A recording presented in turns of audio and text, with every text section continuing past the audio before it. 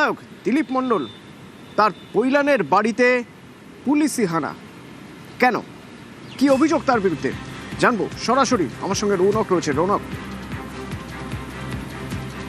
দেখো, একেবারে পুলিশ সূত্রে জানা যাচ্ছে এই দিলীপ মণ্ডল বিধানসভা নির্বাচনে জেতার পর একটি বিজয় মিছিল বার করে এবং সেখান থেকে কিছু বার্তা তিনি দেন। সেখানে হুমকিমূলক কিছু বার্তা থাকে, সেটাকে কেন্দ্র করে গতকালই পুলিশের কাছে অভিযোগ দায়ের করা হয় এবং জামিন অযোগ্য ধারায় মামলা রুজু হয়।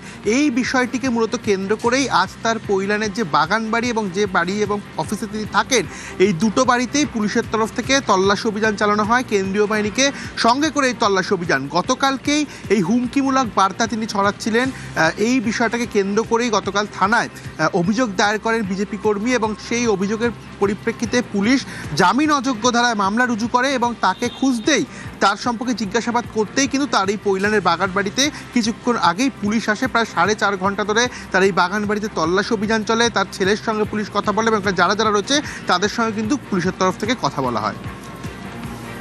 রৌনক সঙ্গে থাকো। তুমি বলছিলে যে যে তার যে বক্তব্য, তার যে ভাষণ, যে হুমকির অভিযোগ তার বিরুদ্ধে, সেই হুমকি, সেই ভাষণ শুনবো একবার।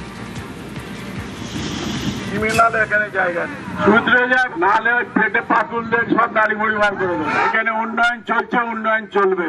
এদের টাইম দিলাম 15 দিন, তারপরে আর 7 দিন, তারপর লাস্ট বর্ডার। কত বড় ক্ষমতা, কত বড় হিম্মত, কত বড় লড়াইয়ের লোক আছে দেখে নেবো। আমরা পুলিশকে ভয় পাই না, পুলিশের সঙ্গে অনেকবার লড়েছি। পার্টি অফিস যারা ভেঙেছে তাদের রেহাই নেই। আদায় করে যাতে নিতে না পারি তাহলে আমার নাম দিলীপ মণ্ডল নয়। গতকালই দিলীপ মণ্ডলের বিরুদ্ধে জামিন অযোগ্য ধারায় মামলা হয়েছে আর আজ তার খোঁজে তল্লাশিতে পুলিশ। রৌনক, দিলীপ মণ্ডল কোথায়? তাকে কি পুলিশ পেয়েছে? দেখা এখনো পর্যন্ত তাকে পুলিশ খুঁজে পায়নি, সেই কারণেই তার এই যে বাগান বাড়ি পৈলানে, সেই বাড়িতে অভিযান বাগান বাড়ি রৌনক, এই বাগান বাড়ির চেহারাটা একবার আমরা দেখাই, কারণ এই বাগান বাড়ি মানে যে কোনো একটা আধুনিক রিসোর্ট, একটা মানে দামি রিসোর্ট বলা যেতে পারে, দামি রিসোর্টের মতো, যেখানে ফোয়ারা আছে, যেখানে দেখা যাচ্ছে গুহা রয়েছে, যেখানে মানে অনেক অনেক রকম শোপিস রয়েছে।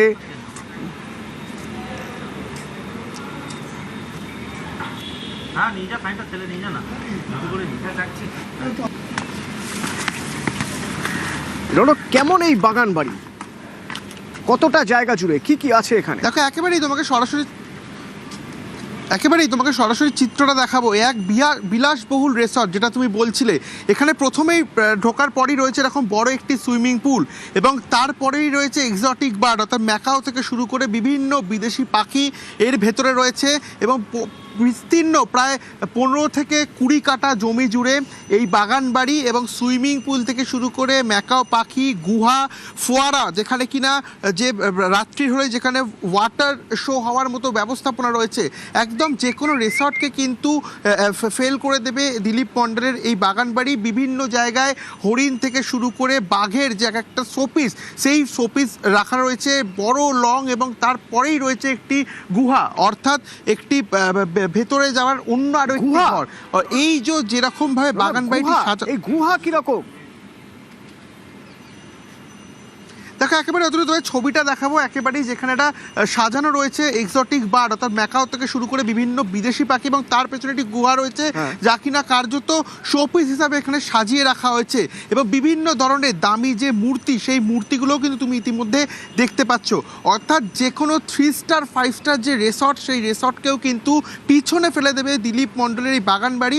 এবং এই বাড়ি দেখার পর কিন্তু কার্যত আশ্চর্যজনক একটি বিষয় যে একজন বিধায়কের এই ধরনের বাগান বাড়ি রয়েছে এবং যেখানে এক একটি বিদেশি কুকুর তোমাকে দেখাবো, যে ধরনের বিদেশি পাখি, এখানে কিন্তু এরকম বহু বিদেশি পাখি রয়েছে।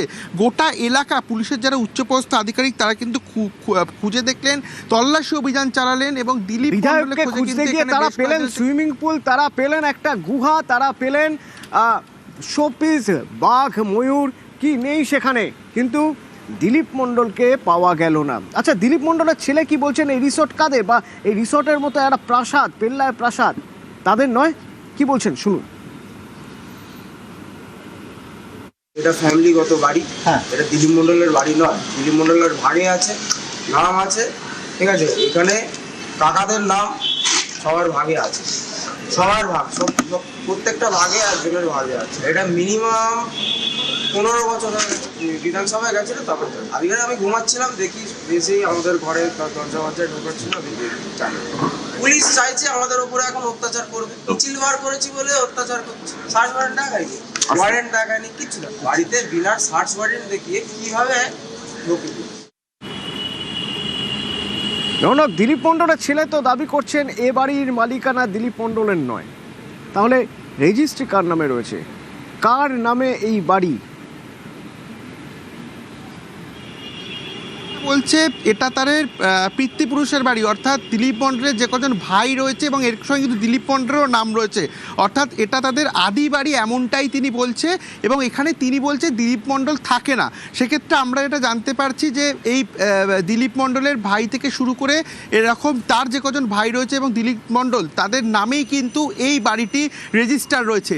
পাশে আরেকটি যে বাড়ি রয়েছে সেখানেই দিলীপ মণ্ডলের অফিস এবং দিলীপ মণ্ডল থাকে।